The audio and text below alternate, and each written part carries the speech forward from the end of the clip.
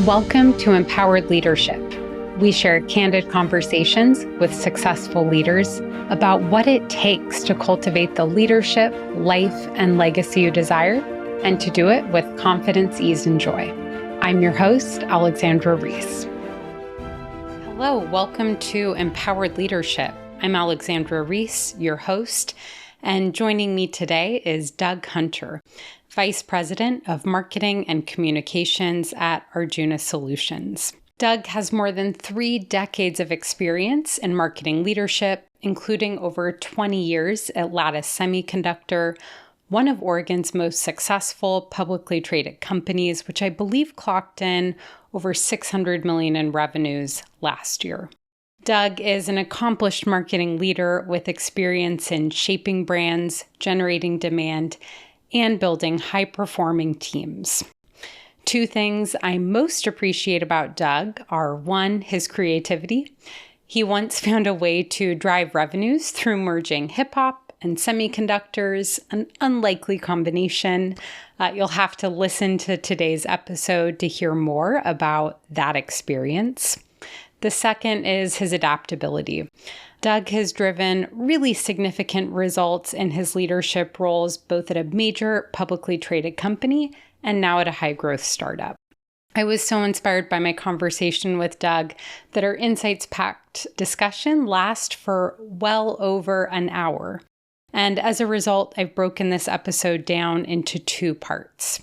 Part 1, the part you're listening to now, focuses on stories and insights, largely from Doug's experience empowering people to achieve boldness in large, complex organizations, which if you work at one of those, you know how much of a feat that is. Part 2, which you can find wherever you downloaded Part 1, focuses on stories and insights from Doug's transition away from Lattice after a 23-year career, and then at his role in the high-growth startup where he is today.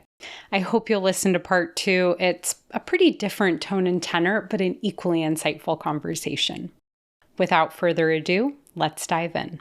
All right, Doug, well, thank you so much for joining me on today's episode of Empowered Leadership. How are you doing today? I am doing well, Alexandra. It's great to be here. It's a sunny day out there. We back up to a wetland, got all sorts of wildlife coming by. It always makes a nice break from kind of the corporate monotony to see the wildlife and to see another side of life out there. I think that was the biggest gift of remote work during COVID was being able to work from home and anytime I wanted, just step outside and bask in the sunlight. Yes. It was a really nice change from being in an office all day. Once I went and I was working out of a coffee shop, and this is before remote work really was starting to become a thing. I took a video call from my boss and we were talking. Then he stops and goes, "Wait, where are you?" Like, "Oh, at the coffee shop." Yeah, I did that all the time. I open with this with people who know me. I have ADHD and it's very hard for me to sit still for a long period of time in one place. So being in an office environment was one of the hardest things for me to do once I entered the career world. So being able to, I always shared with managers and people with whom I worked that I'm going to get up, I'm going to move a lot. I'm probably going to do some work from a coffee shop, some from home. Please measure me based on the value I contribute, not the number of hours I'm sitting at a desk in the office. And some receive that better than others. Yeah, no, I was glad that you found some managers who would take that. I know for me, I'm a person, I guess my wife's called me ADHD as well, but being in something like a coffee shop where there's all sorts of activity and buzz, some people can't stand that. But for me, just the momentary hearing the clink over there, seeing someone walk over there, smelling the sense of the coffee wafting through, they provide enough outside things and movement that it actually helps me stay on task longer. Yeah, there's been some really interesting research done about the optimal decibel level of background noise that promotes focus. And they found that in many cases, a coffee shop actually provides that optimal decibel level of background noise. So your experience makes perfect sense given what I've read of the research and my own personal experience as well. The critical thing is to make sure that you're not sitting next to someone who's having a fascinating conversation. Yes. Yeah. Well, To transition us into a little Yes. bit of a different sphere of conversation, as the name of this show is Empowered Yeah. Leadership, the first question I always like to ask my guests is, what does empowered leadership mean to you? That's a really great question. I was thinking about that. There's a certain phrase, there's a certain sense where words like empowered and leadership almost become trite because they get used so much. Hmm. But there's another sense where I think if you actually start picking them apart and thinking about what they need and then sticking the two phrases together again, I think there might actually be something rather powerful there, that you're onto something. So for me, empowered leadership means enabling people to be able to move forward boldly. And let me kind of unpack that a little bit for you phrase by phrase. So the enabling of people. And for me, what I found across the course of my career is focusing on why, not what, is the key to really enabling people. I think, managers, leaders have a tendency just to tell people what to do, to tell them what they want. It's like, just give me the fourth quarter sales report. And if you ask for the fourth quarter sales report, you get the fourth quarter sales report. But that may not be what you need. If you go back in and say, look, I'm helping the management team, I'm helping the C-suite get ready for the analyst call in 2 weeks. We're trying to explain how the sales in fourth quarter fell. And I think the fourth quarter sales report would be the best way to dig into that. Let me know what you think. And the analyst on the side might come like, oh, now that I understand the problem, now that I understand the why, now I can come back to you and say like, no, you don't want the fourth quarter sales report. You want the by channel report. And by the way, this is a 2-year trend, not a 1 quarter thing. So let me give you a longer time series. So it's a very tactical example, but it's an example of where you tell someone why you need something instead of just making a demand of them. You're going to enable them to be much more effective and enable them to really solve the problem that you and your team are facing. So when I send people an email asking them for something, I will always try and take the time to tell them why. And it really doesn't take that much additional work. If you're having a conversation with someone, it really just adds another minute or two to the conversation. If you're sending an email, that's 2 to 3 lines to the email. But getting that why and the reason behind the question, the reason behind the request will often get you much better results than if you presuppose that you know it all. And as well as I do, Alexandra, that not everybody knows it all. Yeah, not only will it get you better answers because you're going to the people who are closest to the situation and Oh, yeah, asking them for absolutely. their Yep. insight, but you're also going to get more engaged and happy Hmm. people because Yes. you're Yes. demonstrating when you ask someone, what's your perspective? What would you recommend I look like? That you value them Hmm. and that Hmm. you value their perspective and you think Yes. they're intelligent. And Yes. that gives people meaning in their work. Yes. And meaning Absolutely. is what keeps people Absolutely. engaged. Right, and keeps people engaged with their team and helps extend their tenure with the company. So, no, great point, great point. So it was enabling people to move forward. So the second part, the moving forward, that's about things like people, processes, and systems. I can't ask you to do something, but then not give you the resources that you need to do that. And some things like additional staff, additional tools are very obvious. But there may also be things like political support that people need. They may be fully capable of moving forward, but they don't have the organizational stature to get it done, for example. And this is where I think, again, going back to the person you're working with, is asking them what they need, not telling them what they need, not telling them the resources you're going to give them, asking them what they need to get the job done. That enables them to move forward. Then the last part there was, I talked about moving forward boldly. And I stuck boldly on there because, I used to have this list of like 10, 12 things that I always go over with new members of the team, kind of my expectations, and one of them would be is to take risks, to fail. It's like, if you're not failing, you're not trying. Because if you want to do something new and different, if you want to move forward boldly, moving forward boldly always involves some element of risk. And you have to tell people that I expect you to do things. I expect you to try things. We would always allocate some percentage of our budget and some percentage of our time to go try new things. And we expected that a good portion of them would not work. And so we had a rigorous process of going through, trying new things, but then we'd also post-mortem it and understand why it didn't work. And when people know that they're expected to take risks, when people know that it's okay to fail, they know that they're expected to figure out how to do it differently next time, then you have an organization which can do new and different things and can do things boldly. So what does empowered leadership mean? Enabling people to move forward boldly. I love that. And thank you for putting that fine point on it at the end. No problem. I think that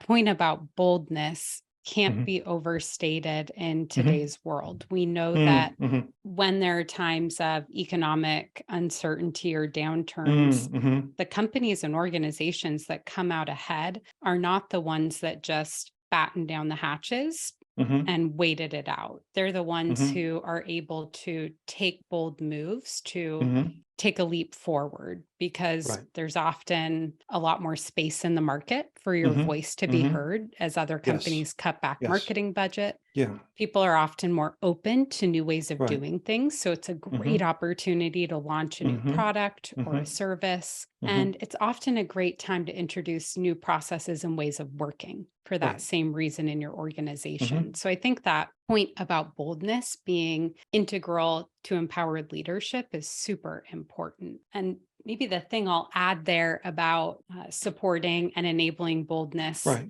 is the importance of both incentivizing it. Mhm. So I see a lot of organizations that I've worked with when I try and dig into why is your strategy not generating results? Mhm. It's Mhm. that they say they're open to failure, but then people's incentive structures are such that they have to hit 100% of their goals. Yes. And it's Yes. like, well, what are people going to listen to? What you Right. say or what their incentive system Yeah. incentivizes? So you have to set it so if they hit 80%, they get 100% payout. Yes. No, Yep. totally hear you there. I think the second thing I'd add is when you do those postmortems, there are two additional things I think companies can do at that point to really set the right tone or Yeah. reinforce the right tone. And that is to focus on what did we learn that we can scale? Mhm. Not Mhm. just why did this go poorly, but what did we learn that we can bring forward Mhm. in a positive way? Right. Maybe a kernel there that Mhm. we can build Mhm. on. Mhm. And the second is to celebrate a job well done, that we put ourselves out Absolutely. there. We Absolutely. tested, we tried, we learned, we Mhm. hopefully followed the scientific method. So had Right. some rigor Right. in our experience. I love like the Etsy 3-armed sweater award is a great example. I haven't heard of that one before. I think the other thing I'll toss into the pile with what you just said is this boldness and this risk taking and this empowered leadership are there things that have to happen up and down the entire chain of Yeah. command because people at the individual contributor level, they need to be willing to do this. So basically the staff below you, how do you enable the staff below you to do this? Then it's the staff above you, like your boss. We don't talk an awful lot about upward management, and I don't mean manipulating your boss. There may be a time and place for that, but it's how do you enable your boss to be successful and to Yeah. move forward boldly, and how do you enable the people that you work with, your peers, your colleagues? How do you enable them to move forward boldly? And it's interesting because what I found is in today's companies, no one works in a vacuum. You touch other people in other departments, other ranks, and they all have to be moving forward or you're not going to be able to get it. Let me just give you one really wild example of something bold. So my previous job, I worked for a semiconductor company, and we had this one guy on my team who was an amazing creative. He was an absolute amazing creative, but he had absolutely no structure. So he was actually kind of on the border of getting fired because he just couldn't get anything done. So what we did is we partnered up because I'm good at bringing process and structure, and I helped him learn how to get stuff done, learn how to do process and structure, and he could bring the creativity to it. And we produced a hip hop video for the semiconductor company, I and, love and that. and we filmed it using employees. We got this outside videographer, and there's people doing the. I'm not going to attempt to do any of the rap. I'm not sure if it's still up I was there on like, do you want to YouTube. recreate that? Oh man, it was an amazing thing. But this was back in the early days, where our average corporate semiconductor video was getting 300 views, and this thing got 10,000 views really quickly, Wow. which Yeah. which in the context back then, and it was also the knock-on effect too for things like employee morale and employee pride is just like, oh, the management team, it's not just that the people in the ranks can execute it, but the management team would allow that. And again, it kind of in my role as an equipper, it wasn't just helping this person get access to the talent and the filming and the budget and everything else he needed. And he did a magnificent job when he was equipped and when he was told to go for it. The other part of enabling that you didn't state explicitly, but is clear in your story is, this idea of recognizing what are people's superpowers, what are their Mm-hmm. strengths, and Mm-hmm. Mm-hmm. how do I enable them to lean into those and Mm-hmm. then complement where they have weaknesses? Right. I Right. often see, even in a world where we talk a lot about strengths based Mm-hmm. development, Mm-hmm. I often Mm-hmm. see organizations when it comes time for performance reviews or feedback, Mm-hmm. really focusing on trying to develop people where they have significant weaknesses. Like in this Yes. example, Yes. somebody who's uber creative, but Mm-hmm. sucks at structure. Yes. And how good is that of the use of time if you could just pair that person on projects and initiatives Mm-hmm. with Mm-hmm. someone who's really good at structure? And Mm-hmm. I think that's such a great story because it illustrates the power of thinking about teams as a group of people with complementary skill sets Yes. Yep. that enable people to lean into their strengths and not worry Mm-hmm. about their Mm-hmm. weaknesses costing the Mm-hmm. team the Mm-hmm. project or the outcome. Yeah, no, I think two things I build on that when you talk about superpowers. It's listening to how people self-identify their superpowers as well. And this can happen at so Mhm. many different levels because there's things people can see things in you that you don't see in yourself, but you also have a pretty darn good idea of who you are. And this can manifest itself even in little ways. Because like one thing I would do is I would not define the tempo of one-on-ones with my team members. I go to my team and say, how often do you need to meet? And Mhm. so when my senior creative director, very mature woman, very, very accomplished, she's like, I need to talk to you every 2 weeks. Now, I mean, now there's a reality that, we were talking to each other multiple times during the Yeah. day because we're a couple that had been working so closely together. But in terms of a formal sit down to kind of go through things, soup to nuts, top to bottom, she said, look, I just want to see you every other week. On the other hand, I had a very junior member of the team who's like, yeah, let's do a stand up every other day. And whereas with the first person, the senior person, we would have, an hour and a half long meeting every 2 weeks and just get deeply into things and put our heads together. With this more junior person, it was much more tactical. And it was literally a stand-up. We had a stand-up desk that we went to, Mhm. and it could be a 5-10 minute meeting, it could be a 20-30 minute meeting, but that's what he needed. So that, the key was listening to them. I think the other important thing is it's not just the superpowers of individuals, it's the superpowers of the team, and it's the team culture and the team dynamic. One thing which I would always do whenever I was merging two groups or something is I'd cast aside all the reports and routines that I had in place. And I would go and try and understand who they were and what they were doing and what was working and what was not working.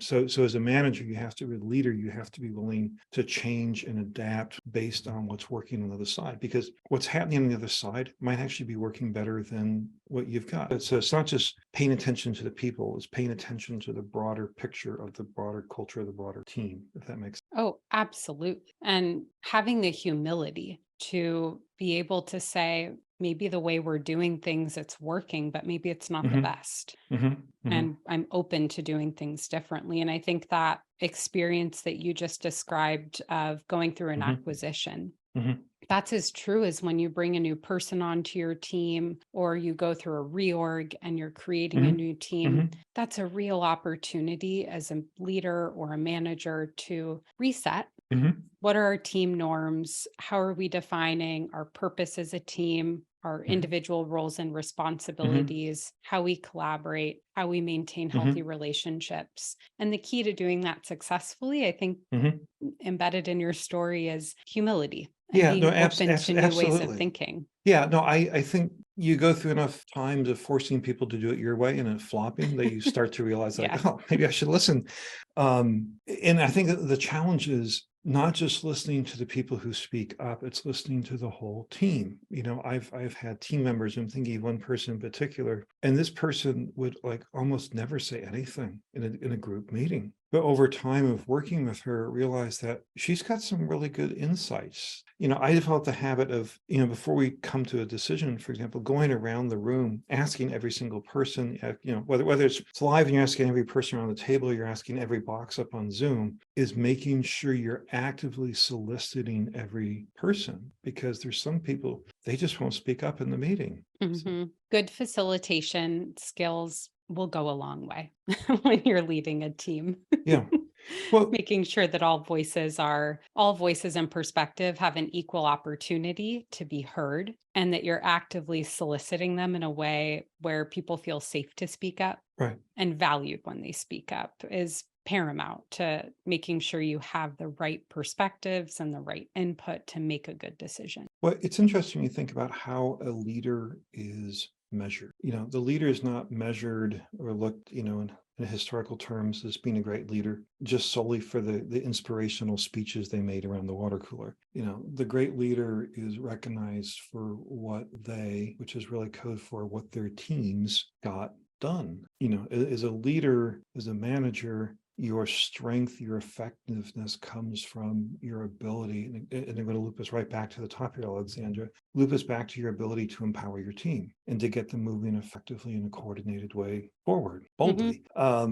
If the focus is on you and you alone and what you can do, you're not going to get there. I remember a career defining moment at the start of my career. I was working for a contract manufacturing startup. We were doing electronic component assembly. It was a really great job. I learned so much there. But I ended up fairly quickly in a management role. And at one point, I'm like 22, 23 years old. I had 100 people working for me. And it was just an awesome experience.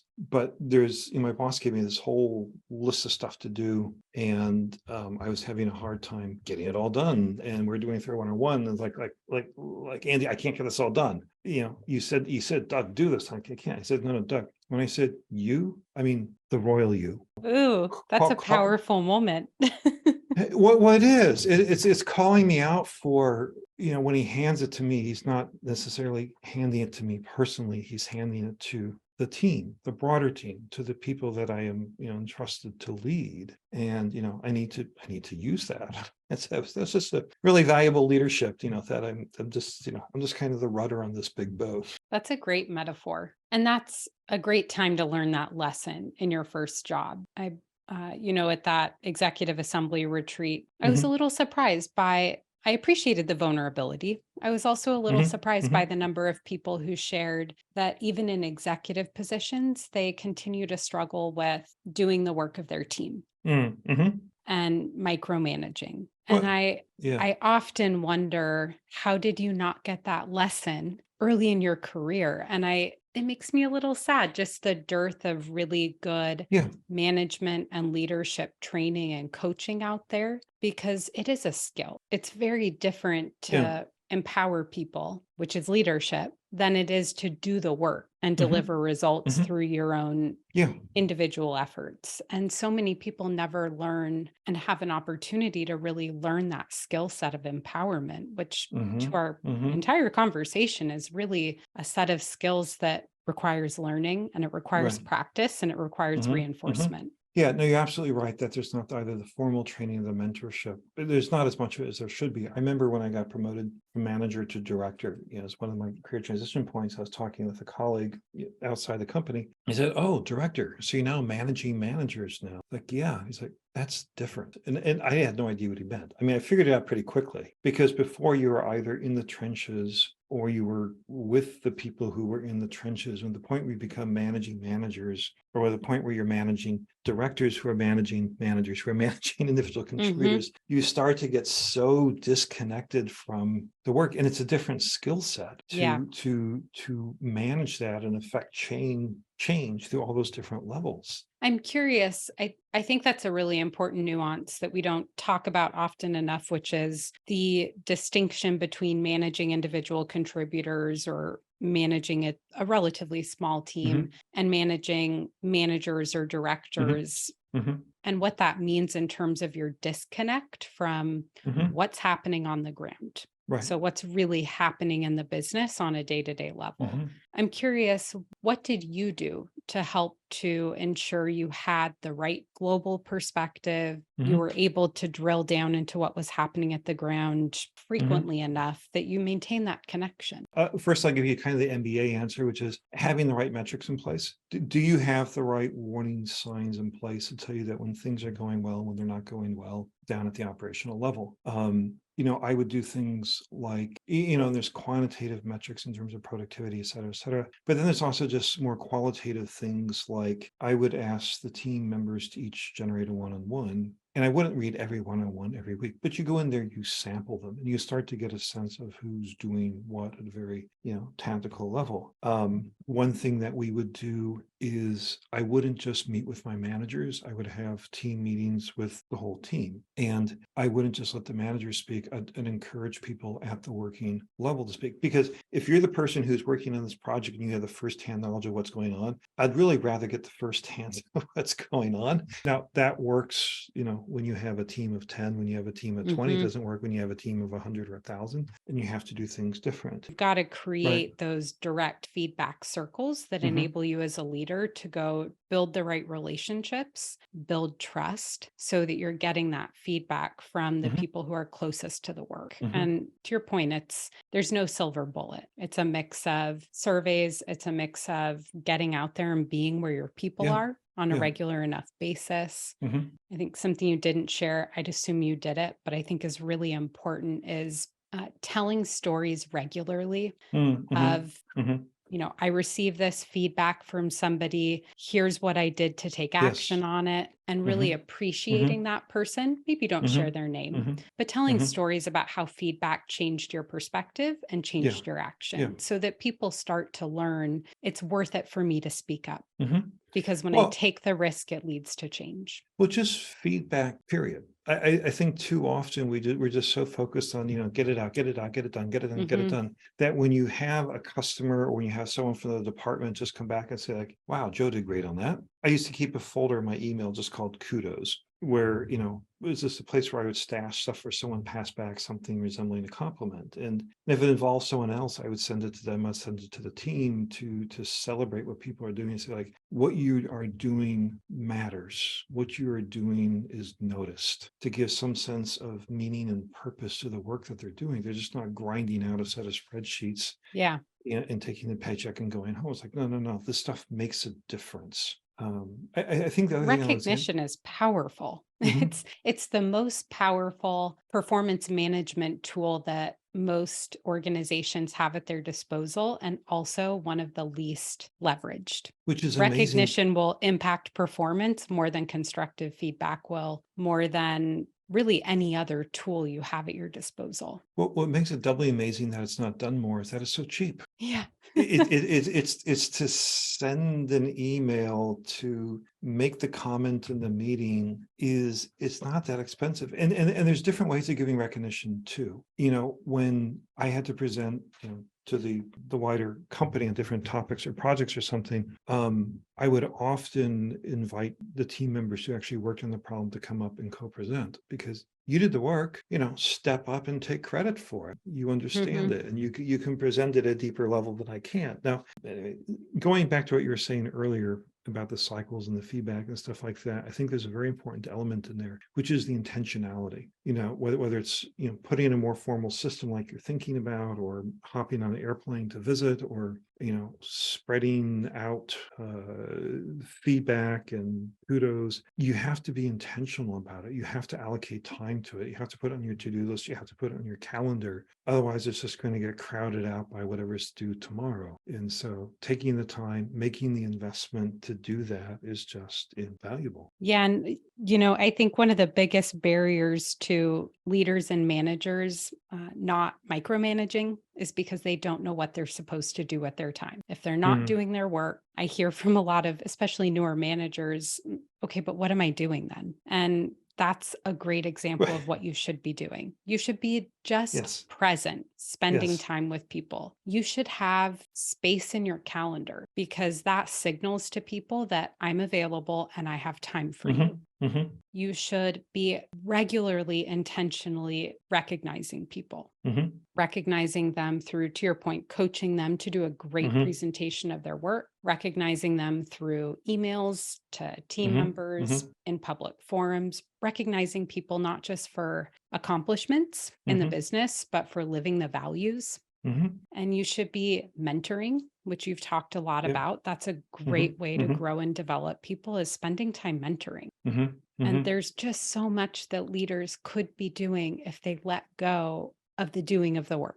Yeah, it's redefining what people's work is. I mean, I have these existential crises where it's like, all I do is sit in meetings. It's like, what am I going to get work? What am I going to do work? What will I do is sit in meetings? And then realizing like, oh, my job is to be in meetings. It's not polishing that spreadsheet. It's making sure that the company is going the right direction and the team is all pulling together to get there. Yeah, and it's about carving out time to do strategic, forward thinking work that Yes. only Yes. somebody who has a real global view of the business and of the industry can do on a regular basis. And I think that's another place where when I work with leaders, either in a coaching capacity or to develop their skill set, that's a place where I see often a lot of opportunity and hunger to learn is what does it mean to be a strategic leader? How Right. much time do I need to carve out? What do I do with that Right. time? And how do I make sure that I'm not spending the balance of my time just on the day to day, Right. but that I'm carving out space to look out 3, 5, 10, 25 years and Right. thinking, what could be? Right. And I think it's important too to realize that strategy isn't just for leaders. It's for individual contributors as well, because it's not just the strategy operates at different levels. But I keep bringing up spreadsheets. I don't know why, but how we go about how an individual contributor goes about collecting their data, analyzing their data, presenting their data, they should have a roadmap for that too. That they should be trying to figure out in order for me to help management be, this kind of get back to the empowering and back to effective upward management. It's like, what can I be doing to enable myself, my peers, and my leadership team to be more effective and carving out that time as well. And you need a strategy for your department, you need a strategy for your teams, and your team members all need a strategy as well. And you're absolutely right. People need to carve time out, and it needs to be part of a regular cycle. You shouldn't be redoing strategy quarterly. If your strategy is changing quarterly, you have a different issue. Yes. But at least once a year doing the strategy and then sitting down quarterly and just going, so how are we doing against that? How are we making progress against that? How do we need to tweak it? How do we stay the course on this thing? Yeah, I'm working with a director of quality at a large company. And it's been fun to work with her because she's in that position you described. If she's not leading the enterprise strategy, historically, quality has been treated like an internal service provider that's an order taker. And what's been fun is we think about, okay, what's possible if we carve out time to do strategy differently? How could quality bring insights and bring ideas and bring new propelling questions to the table with the enterprise strategy group to not just be an order taker, but be a partner in thinking about if we were open to fundamentally transforming what quality did, here are some choices, and here's what that would unlock for the business. And I think that's where in the space we're at, where we're on this precipice of another big wave of technological innovation and change. That's where we are with strategies. You've got to be thinking fundamentally differently. So really creating space to use those types of creative activities to help people get into a different mindset, come into a shared space together and really step out of the day to day and say, what if? Right. What could be? No, it's interesting. And I think what you're talking about is a totally unconstrained exercise. And I think too often people constrain themselves to what they see or they think is possible. And I think what is actually possible typically is much broader than what people think is possible. But they're not willing to take the risk and put their head out there and say, how about this? Because they don't want to get slapped down like, we don't have money for that, which may happen. But I have found that stepping out a little bit farther, proposing something a little bit more wild, proposing, a budget which is 4 times bigger than you think you'll get, sometimes it works. And you typically end up in a better place than you were before. But you have to have a management team which will allow quality to take that role and allow quality to go play in their sandbox. Yeah, and I think that's where bringing in the principles of Agile, bringing in the principles of cross-functional teams are really important because as long as you have quality in one department with its own set of metrics and incentives around, this many products have defects, this is the percentage of, compliance that we have, and then you've got your product teams who have their own goals and incentives related to how quickly do we get to market.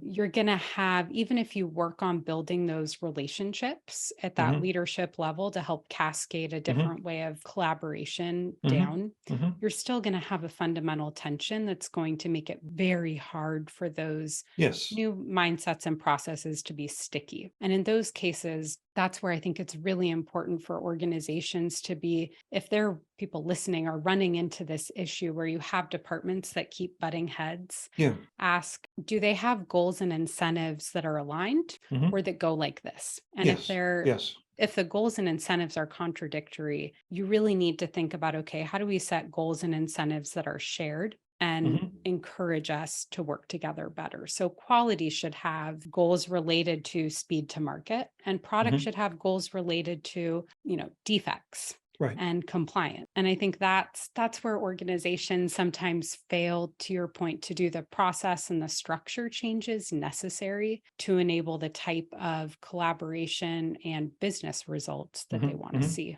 No, I totally agree with you that there needs to be a healthy tension. And I think it's not just the incentive scheme. I think it's also in the hiring, because you talked about mindset, which I think is so important. You have to have, I think, to hire in or promote people or put people in roles who have a mindset where they value a healthy tension. The piece on mindset, I think, is so important. And we've talked about the value of clarifying norms for how a team works together. And I actually have a framework I use with teams. It's the 7 mindsets of a leader. And it's essentially 7 different choices that we have around ways in which we can, or lenses we can use through which we can see the world. And I always invite teams, both as individuals and then as a collective, to explore what are the mindsets we bring into our work today. And how are those complementary? And how do those sometimes lead us to conflict? Not because we have different ultimate goals or we don't like each other, but just because we're looking at a situation with 2 very different lenses. And then we'll use that framework to talk about what are mindsets that we want to adopt as a team when we collaborate that help us to enter into a collaborative space from, a productive shared perspective. And that work, I think, is such an integral part of setting team norms, because it helps people who often have naturally very different inclinations to come into a conversation with a shared perspective. I think, in some performance reviews, they put people on this matrix of willingness versus ability. It's, the ability is, can they do it? And the other is, do they want to do it? Because you kind of need to have the confluence of both for someone to be effective. And I think that also applies in this situation here, because you can identify what needs to be done. But the big challenge is, how do you get people to be both willing and able to make that change?